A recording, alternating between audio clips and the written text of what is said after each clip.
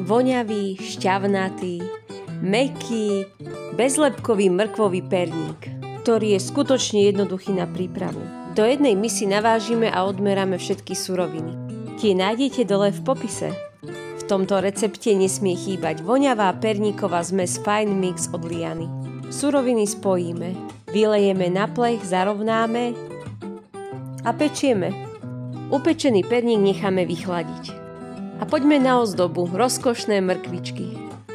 Pripravíme si ich z oranžového fondánu a petržlenovej vňate. Detaily dotvoríme gelovou farbou, fixou alebo kakaom.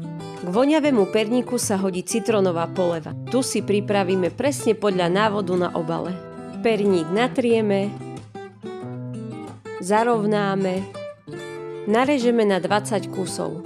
Nezabudneme ozdobiť a máme hotovo. Dobrú chuť!